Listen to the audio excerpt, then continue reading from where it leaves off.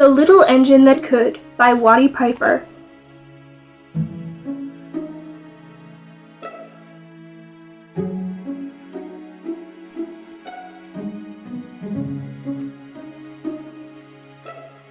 Chug, chug, chug, puff, puff, puff. Ding dong, ding dong, the little train rumbled over the tracks. She was a happy little train, for she had such a jolly load to carry.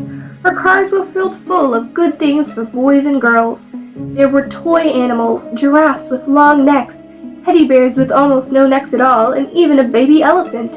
Then there were dolls. Dolls with blue eyes and yellow curls, dolls with brown eyes and brown bobbed heads, and the funniest little toy clown you ever saw.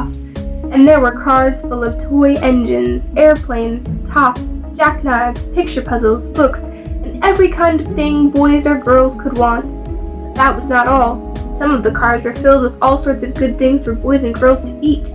Big golden oranges, red-cheeked apples, bottles of creamy milk for their breakfasts, fresh spinach for their dinners, peppermint drops and lollipops for after-meal treats. The little train was carrying all these wonderful things to the good little boys and girls on the other side of the mountain.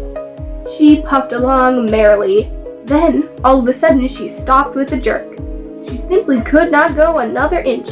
She tried and she tried, but her wheels would not turn.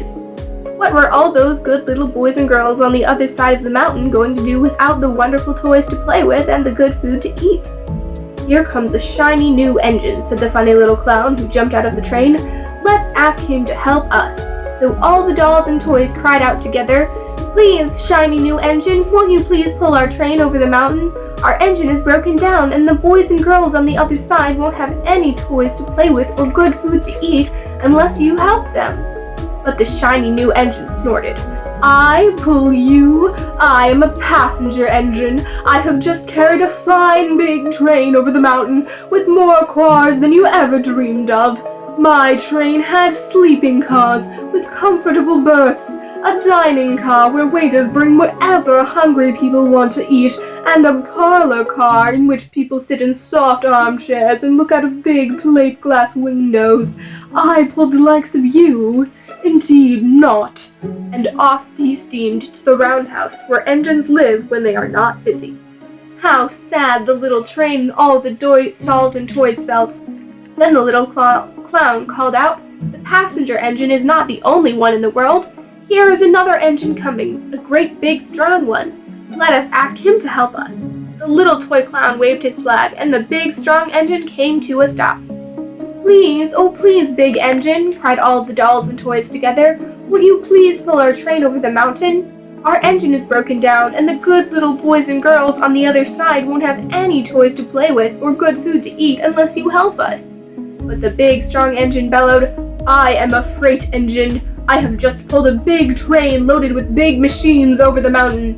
These machines print books and newspapers for grown-ups to read. I am a very important engine indeed. I won't pull the likes of you."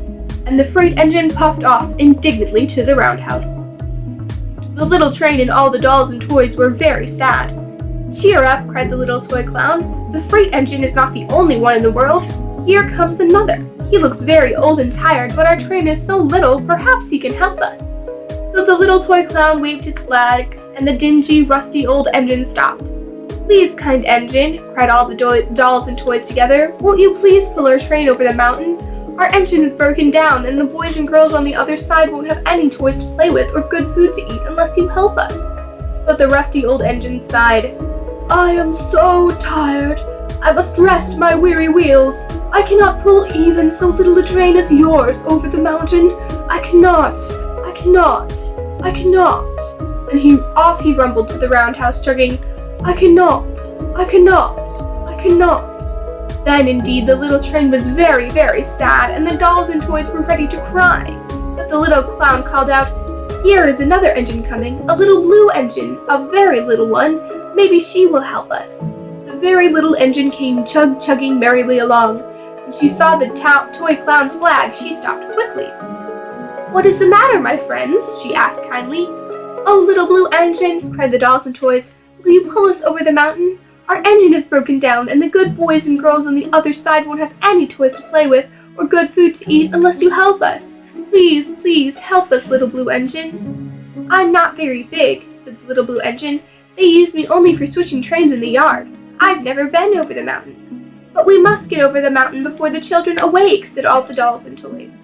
The very little engine looked up and saw the tears in the doll's eyes, and she thought of the good little boys and girls on the other side of the mountain who would not have any toys or good food unless she helped.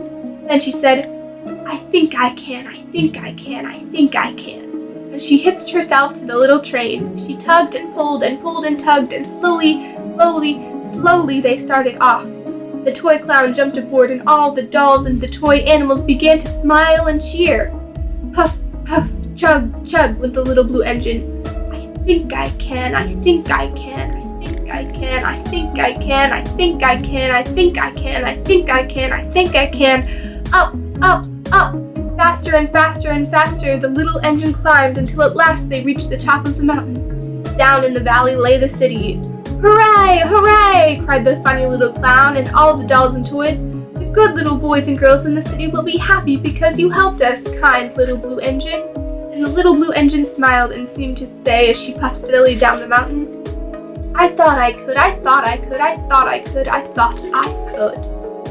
The end.